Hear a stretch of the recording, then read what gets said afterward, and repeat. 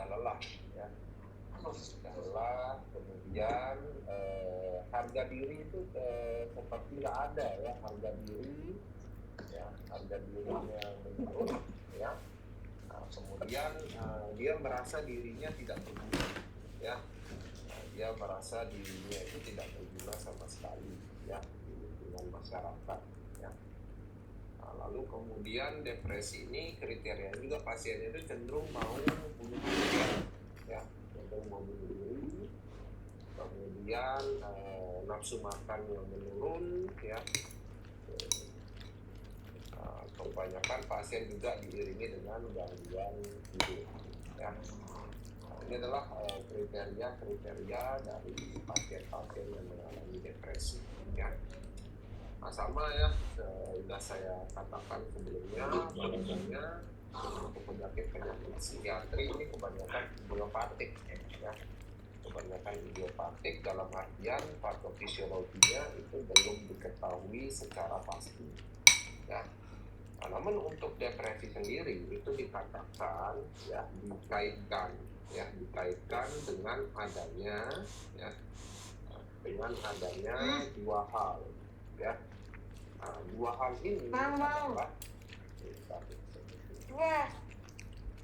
udah ngkrit 3 aja nih, yang kedua banyak makan.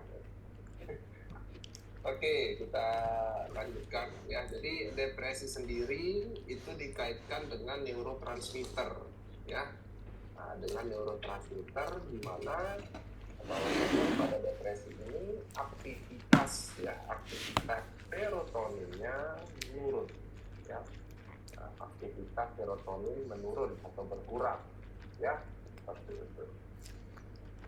Nah, aktivitas dari serotonin yang menurun ini dikaitkan dengan gejala-gejala, ya, dengan gejala-gejala pasiennya itu gangguan tidur tadi, ya, ada gangguan tidurnya, ya, kemudian ada nafsu makannya, ya, nafsu makan yang menurun, ya, seperti itu. Ini biasanya terkait akibat dari serotonin, ya. Kemudian dikaitkan juga bahwasannya depresi ini diakibatkan oleh aktivitas, ya, aktivitas dopamin yang menurun, ya, aktivitas dopamin yang menurun.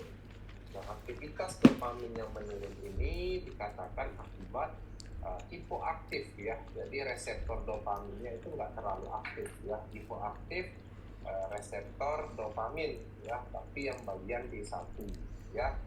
Nah, kemarin kalau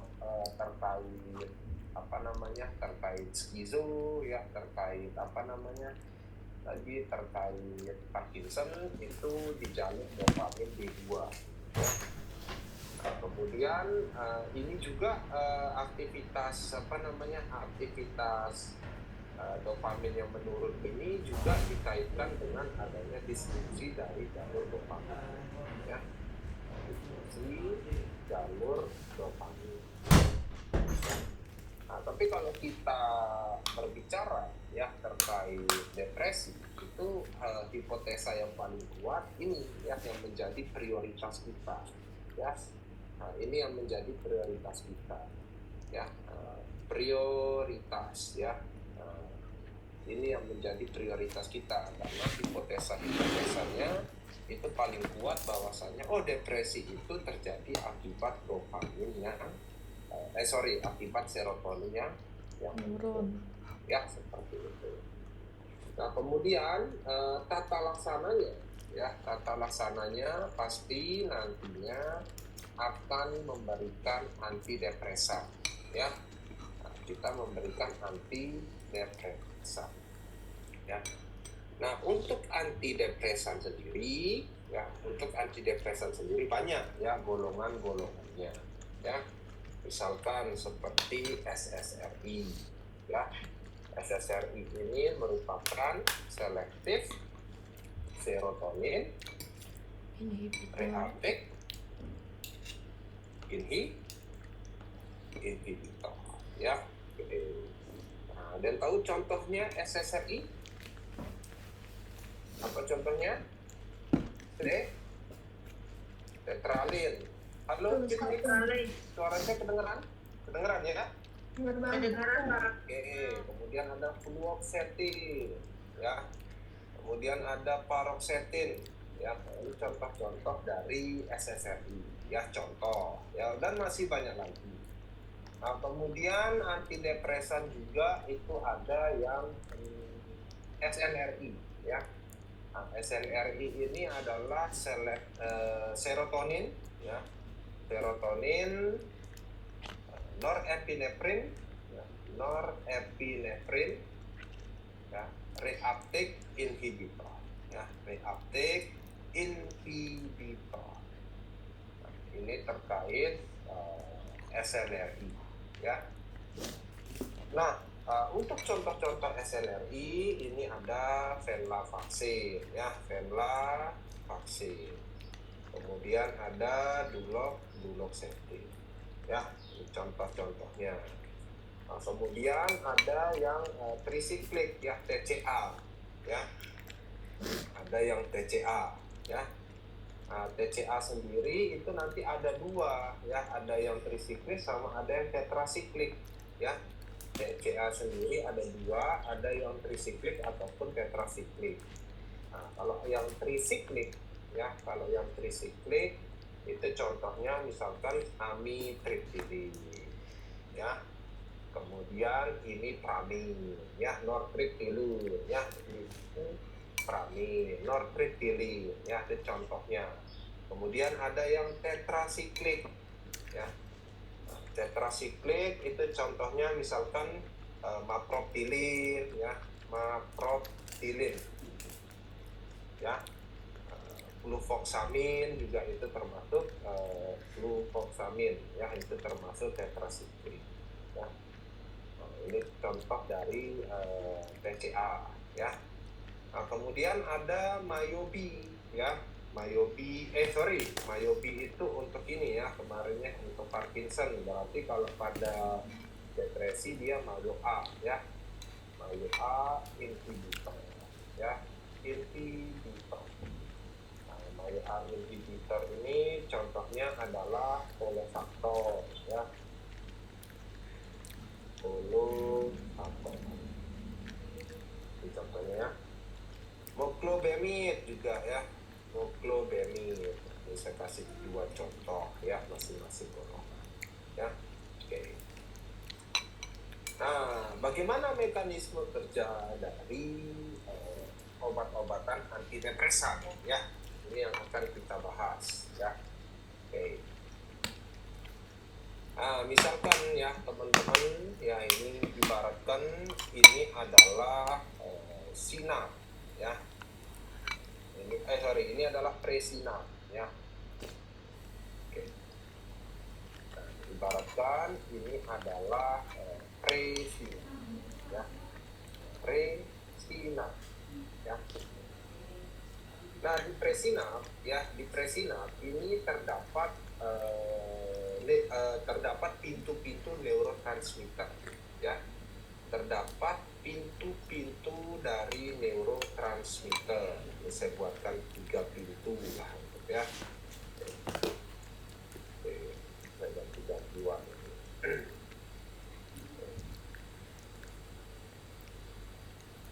Ada pintu-pintu atau jalur-jalur dari neurotransmitter, ya. Nah, pintu warna hijau misalkan. Pintu warna hijau ini melepaskan norepinefrin. Pintu berwarna merah misalkan melepaskan serotonin, ya, 5-HT3, ya. Pintu warna merah melepaskan serotonin. Warna hijau melepaskan, ya. Nah, jadi itu melepaskan neurotransmitter yang berbeda-beda, ya. Bisa dipahami dulu?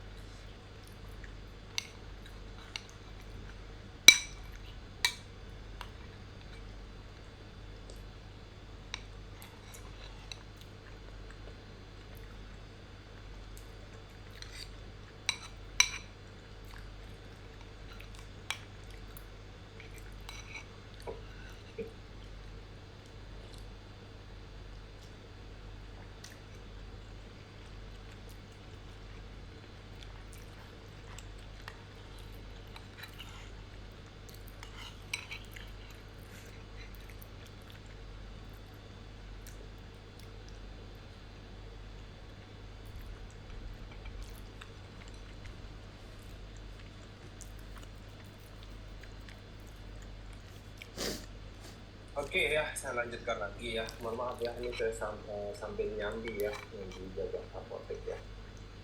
Oke ya, nah jadi pintu-pintu masing-masing pintu ini di presinap itu mengeluarkan neurotransmitter ya, jalurnya berbeda-beda ya. Nah lalu kemudian kita bicara, nah nantinya neurotransmitter ini ketika keluar dia akan menuju ke sinap ya. Nah, dia akan menuju ke sinap ya. Jadi neurotransmitter ini ketika dia keluar dia akan menuju ke sinap ya. Nah, setelah menuju ke sinap ya, dia akan menuju ke possinap ya. Dia akan menuju ke daerah possinap ya. Jadi di sini ada daerah possinap di bawah ya. Nah, di bawahnya ini ada daerah possinap ya. Ini daerah possinap ya. Nah di possinap ini letak dari reseptor neurotransmitter ya. Nah, di possinap ini letak reseptornya. Di sini ada reseptor serotonin ya. Kemudian di sini juga ada reseptor dari norepinefrin. Di sini juga ada reseptor dari dopamin ya. Nah, di sini juga ada reseptor dari dopamin ya. Nah, jadi ketika ya, ini sedikit gambaran ya.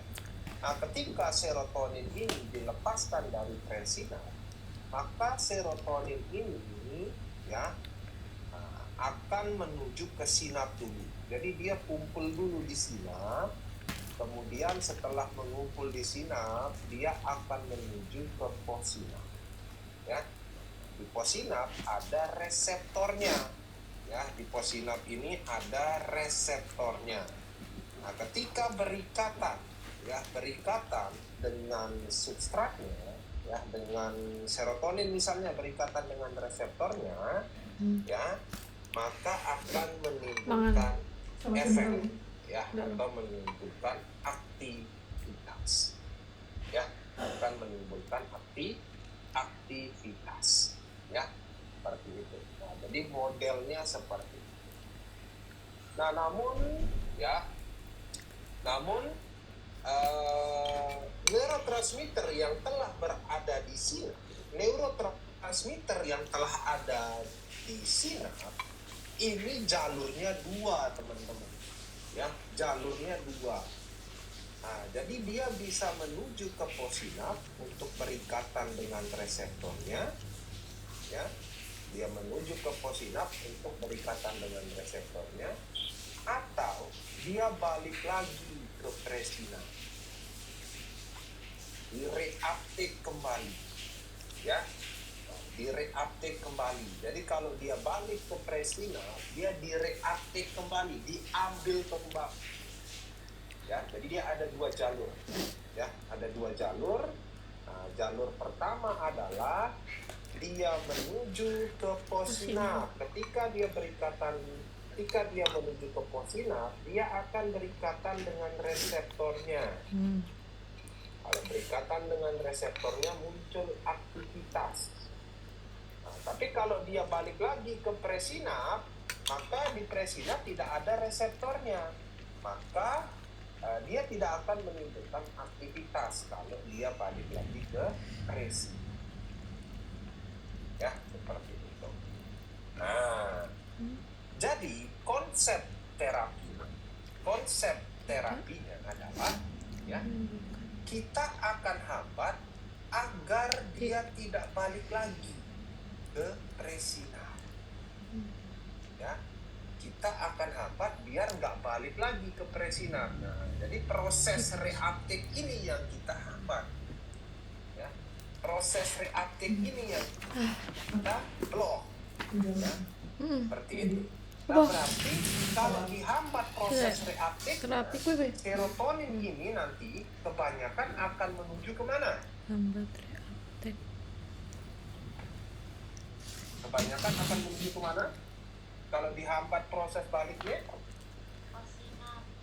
akan menuju ke possinap. Kalau sebagian besar serotonin menuju ke possinap, otomatis aktivitasnya akan naik atau turun? Naik.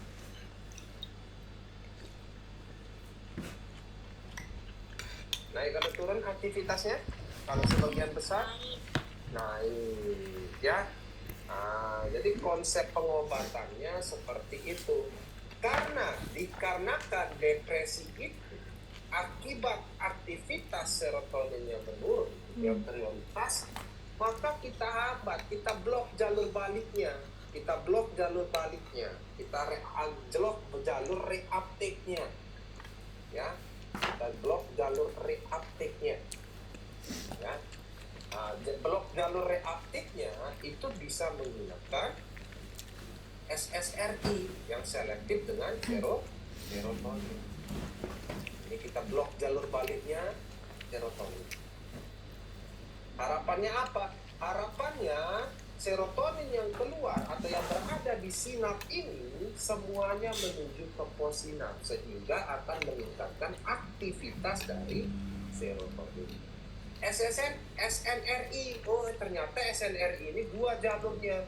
Dia blok baliknya serotonin, dia blok juga baliknya norepinefrin.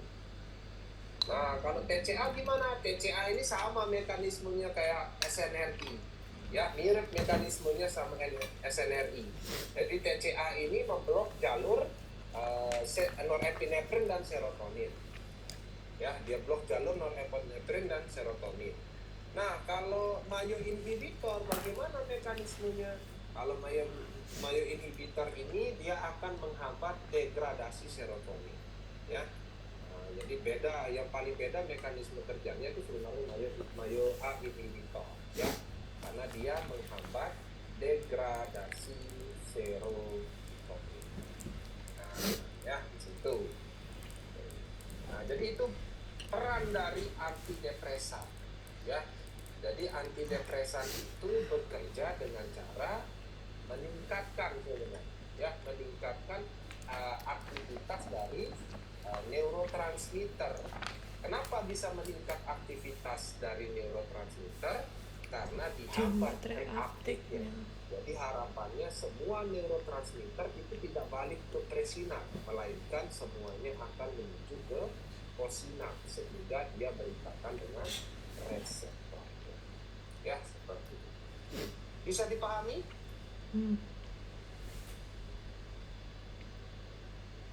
Bisa dipahami? Bisa banget. Ya. Nah, yang mana yang menjadi pilihan utama? Jadi sebagian besar antidepresan, ya, sebagian besar antidepresan itu aman untuk ibu hamil. Ya, semua aman untuk ibu hamil. Nah, tapi yang prioritas utama itu adalah SSRI. Jadi lini pertama itu adalah SSRI, ya. Lini pertama antidepresan adalah memberikan SSRI. Mau pada ibu hamil, mau pada ibu menyusui, mau pada anak-anak nggak mungkin, ya. Mau pada dewasa, semua SSRI. Ya, seperti itu. Nah, yang mana yang paling tidak aman untuk ibu hamil? Nah, yang paling tidak aman untuk ibu hamil adalah paroxetin. Ya, jadi dari semua antidepresan yang paling tidak aman adalah paroxetin. Ya, kalau paroxetin sebaiknya hindari pada ya. Ini sebaiknya kita hindari pada hamil, ya, khusus paroxetin. Kalau yang lain masih oke, ya, untuk ibu hamil. Tapi ingat, lini pertamanya adalah SSRI. Nggak bisa pakai SSRI, turun ke SNRI. Ya, nggak bisa pakai SNRI, boleh pakai TCA. Ya, nggak bisa pakai TCA, boleh pakai mayo inhibitor. Ya, seperti itu. Nah, ini stepnya, ya, dari Kemenkes ataupun dari Binfa, ya, Dinas Kefarmasian, itu pilihan obatnya sama sama-sama mengutamakan SSRI ya, seperti itu. Nah, jadi nanti kalau ada soal di ujian terkait depresi, ya udah langsung aja jawab SSRI. Nggak ada SSRI ya SSRI ya. Boleh saya hapus? Atau masih ada yang nulis?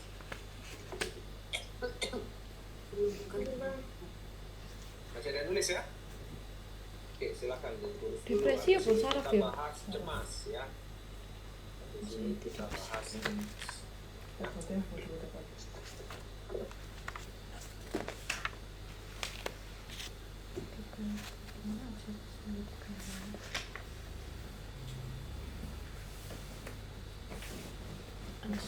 Tapi ini biasanya kalau di lapangan ya, kalau ada gangguan tidur itu kita tambahkan benzodiazepin ya, seperti diazepam ataupun alprazolam ya.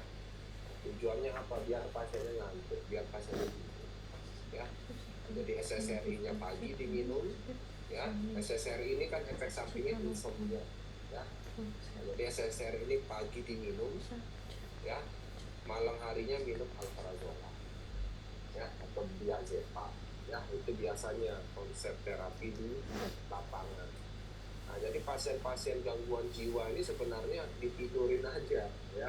Saya pernah ngobrol dengan teman yang SPKJ, nggak usah ribet ngatasin gangguan jiwa tuh, kasih aja juga dia, tidurin aja dia juga pakai benzodiazepin ya, seperti itu. Jadi tetap kita berikan obat utamanya, tapi sebisa mungkin juga pasiennya harus tidur, karena kalau dia bangun itu, kalau di fase akut ya, itu pikirannya nggak, masih kacau-kacau ya, jadi tidurin aja ya.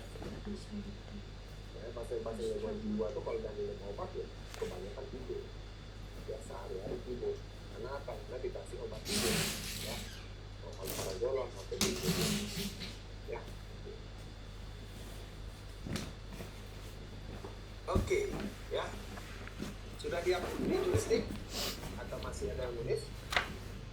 Udah bang. Sudah ya, kita lanjut ya. Jadi pilihan utama depresi, nanti cemas juga sama deh. Cemas itu juga pilihan utamanya SSRI ya.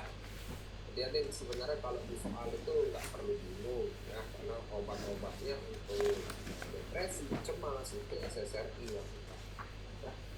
Oke, kemudian ansietas ya, atau cemas ya, anxiety ya, anxiety atau cemas ya, atau bisa juga kita sebut sebagai generalize ya, generalize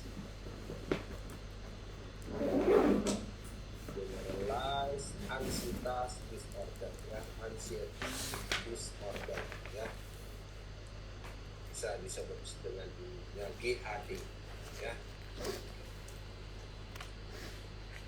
Kalau kita berbicara terkait cemas, ya, kita berbicara terkait cemas, ya. Oke. Nah, jadi cemas ini umumnya itu sudah ada gejala-gejala dari kardiolognya, ya.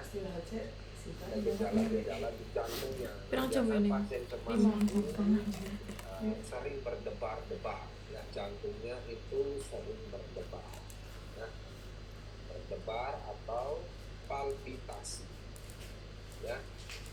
Nah, kemudian orang yang namanya orang cemas itu juga bisa mengakibatkan gangguan lambung.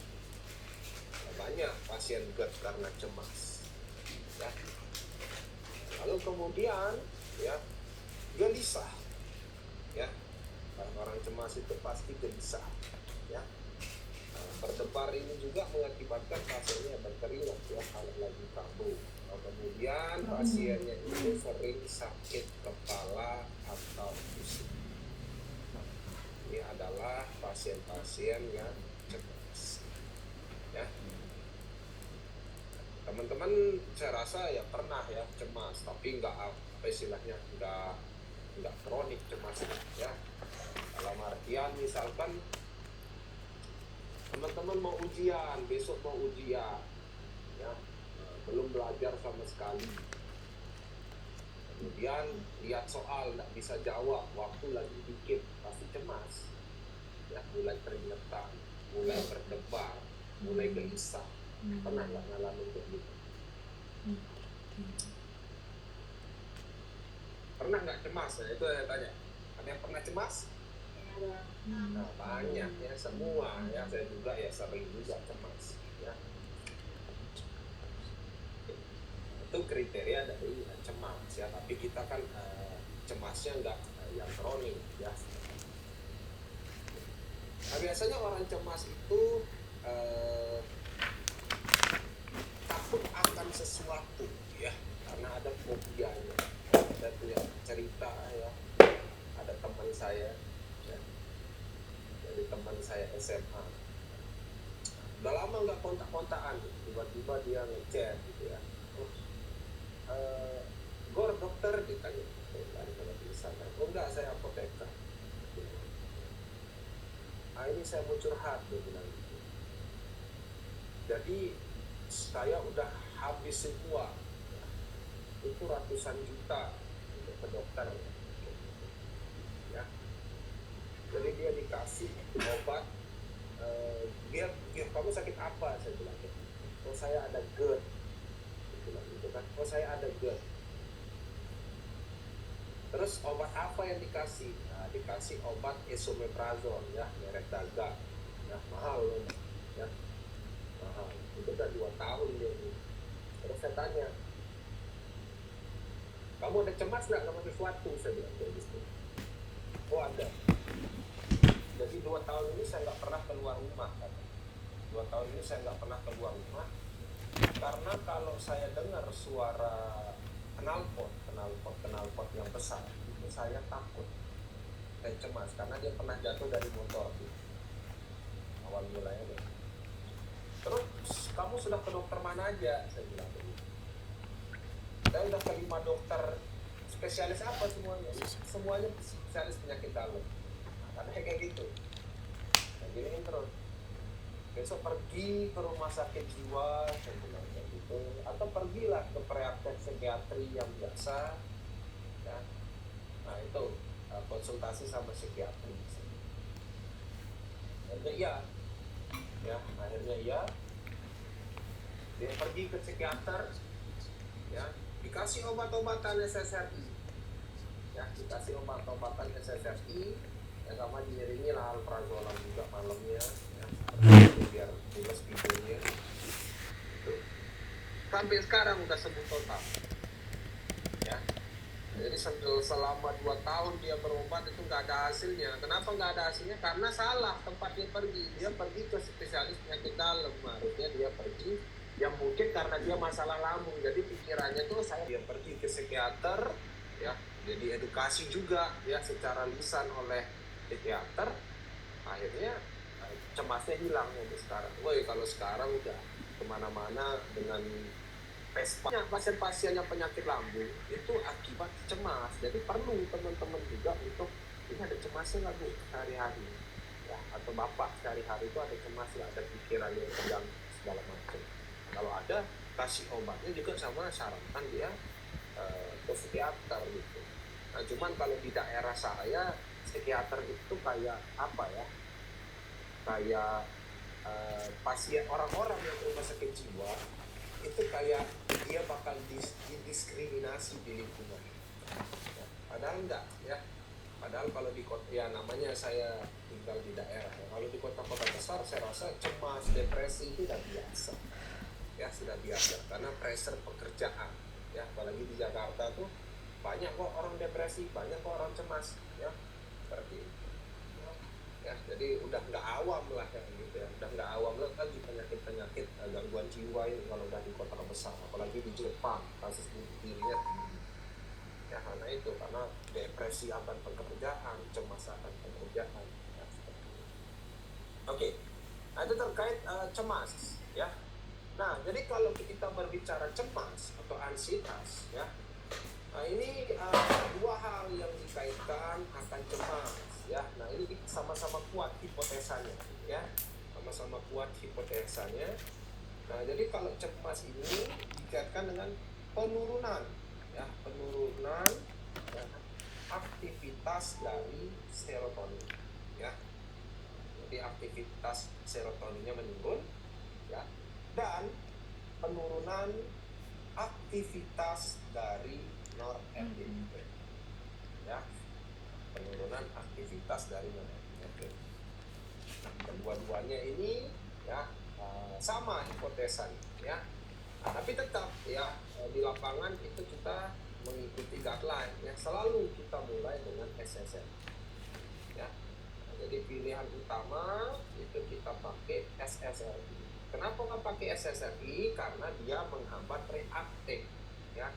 Nah, karena dia menghambat reuptake dari serotonin, otomatis aktivitas dari serotonin akan meningkat, ya. Aktivitas serotonin akan meningkat, ya.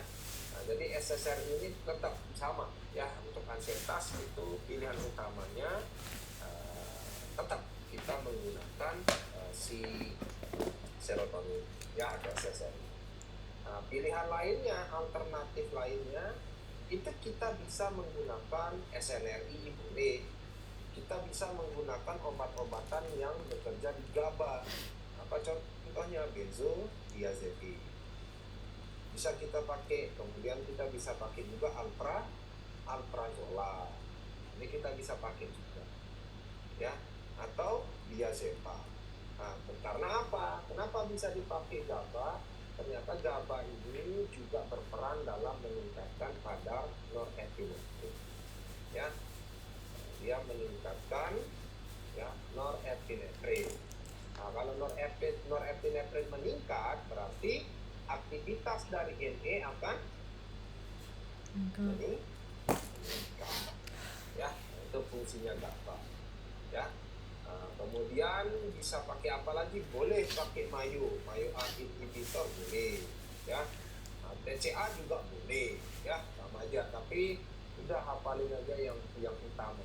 Pada intinya sebenarnya teman-teman cukup, oh ini loh obat-obatan antidepresan, ya, ini loh obat-obatan antidepresan. Udah cukup hafalin itu aja, ya, seperti itu.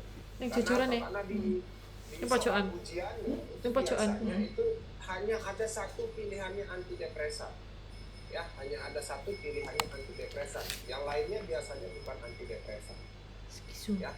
Coba aja lihat soal yang kemarin. Nah, ini saya lihatin di grup, ya, soal yang dikirimkan oleh teman.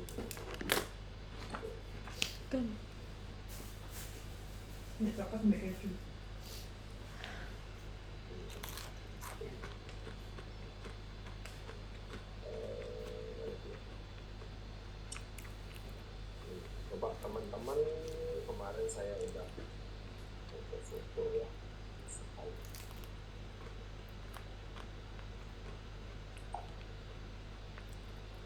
Nah, nih, coba teman-teman jawab yang nomor 8.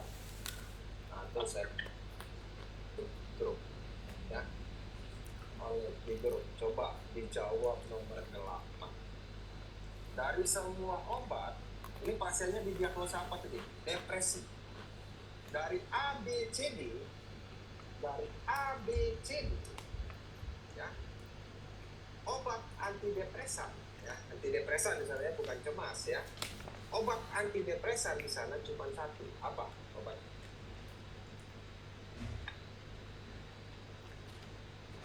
Apa obat? Fluoxetine. Ya, fluoxetine golongan apa? Sering. SSRI. Ya, seperti itu. Kalau soal itu dibuat menjadi cemas, maka jawabannya ada dua. Apa jawabannya kalau dibuat jadi cemas? Ada dua berarti. Seandainya soal itu diganti dengan cemas, berarti ada dua jawabannya. Selain fluoxetine bisa jawab apa? Diazepam. Tapi konsep UKI tidak seambil itu. Nah, tapi kalau mau dipaksa antara fluoxetine atau diazepam, ya jelas fluoxetine. Nah, begitu soal-soal ujiannya nih, ya. Begitu soal-soal ujiannya. Nah, jadi dalam artian teman-teman tuh cuman hafalin aja, satu aja deh anti cemas itu apa aja, anti depresi itu apa aja, ya hafalin obatnya, karena soalnya sistemnya akan seperti ini, ya sistem soalnya seperti itu. Jadi nggak akan ada kayak yang ditanyakan kalau soal-soal di luar sana kan ada pilihan fluoxetine, ada pilihannya tetralin, ada pilihannya duloxetine, ya semua ada dijadikan satu. Enggak gitu konsep soal ujiannya, nggak boleh seperti itu karena itu udah perjanjian. Kenapa saya tahu nggak akan seperti itu? Karena itu udah perjanjian dari ketuanya, ya ketua ujian UKI-nya, ya ketua panitianya itu udah mengatakan seperti itu. Buat soal ujian nggak boleh ambigu, ya. Nah, tapi teman-teman malah ngerjain soal-soal yang ambigu, yang percuma, ngapain? Ya, itu udah perjanjian, ya. Karena saya sempat ngikut workshopnya dulu, ya sekali, ya sekali aja lihat. Nah, oh gini cara buat soalnya. Jadi saya tahu makanya. Saya tahu mana soal yang bagus, mana ini soal yang beneran nih, real nih, pernah diujikan. Oh ini bukan nih soal buatan orang yang nggak pernah ikut metode pembuatan soal. Jadi saya tahu gitu karena saya beberapa pernah ikut workshopnya yang untuk pembuatan soal itu. Ya, tapi saya nggak buat soal, ya seperti itu. Kalau buat soal ya nggak boleh buka bimbel. Nah, jadi jangan khawatir ya, walaupun memang penyakitnya itu penyakit baru mungkin ya, baru-baru dengar karena di kampus kita tidak terlalu mendalami penyakit-penyakit psikiatri ini. Nah, tapi di ujiannya nanti teman-teman tahu satu obatnya juga tidak aman. Ya, misalnya duloxetine. Duloxetine, bagaimana mekanisme kerjanya? Bagaimana mekanisme kerja duloxetine? Bagaimana? Golongan apa dia tadi? SNRI, berarti serotonin, norepinefrin, reuptake inhibitor. Iya, inhibitor. Ini mekanisme kerjanya. Udah. Nah itu, jadi soalnya biasanya seperti itu. Pasien ingin diberikan SSRI, apa contoh obatnya? A, B, C, D, E. Pasien diberikan fluoxetine, bagaimana mekanisme kerjanya? Nah, menghambat reuptake, selektif menghambat reuptake serotonin. Jadi simpel aja, ya seperti itu. Bisa dipahami? Nah, ya jadi nggak usah bingung-bingung nanti kalau lihat-lihat soal. Kalau ada soal ambigu ya lewatin aja, ya seperti itu. Oh ya, saya lupa ya untuk seperti apa kita memberikan terapi, ya. Depresi ya, untuk depresi tadi itu kita berikan terapi selama 6 bulan, ya. Terapinya selama 6 bulan, ya. Nah, setelah 6 bulan ya barulah kita menghentikan, tapi menghentikannya harus tapering, ya. Kemudian kita hentikan perlahan, jadi dihentikan secara perlahan. Jadi misalnya dosisnya dikasih 10 mg, ya misalkan, nanti turun, nah, kalau kita mau hentikan turunnya jadi 5, ya turunnya jadi 5. Ada juga yang sifat dokternya itu diselang-seling obatnya, ya intinya harus dihentikan perlahan, ya. Nah kemudian kalau untuk cemas, ya nah, ini terapinya itu jangka pendek, ya pendek terapi cemas ini 2-4 minggu saja cukup. Nah kalau 2-4 minggu itu sebenarnya perlu juga kita turunkan dosis, ya. Nah, turunkan dosis, ya 10 sampai dengan 20%, ya kalau untuk cemas ini dalam waktu 5-7 hari. Jadi setiap hari itu turunin 20% misalkan, ya itu bisa, ya seperti itu. Nah, jadi ini ya untuk terapinya dari psikiatri, ya ini terapi dari psikiatri, ya sebenarnya banyak penyakit psikiatri, ada bipolar, ya, nanti nggak pernah keluar juga kalau bipolar, ya. Nah, kemudian juga ada, oh ya satu lagi ya, panik. Ya, panik juga sama deh ya. Panik itu sama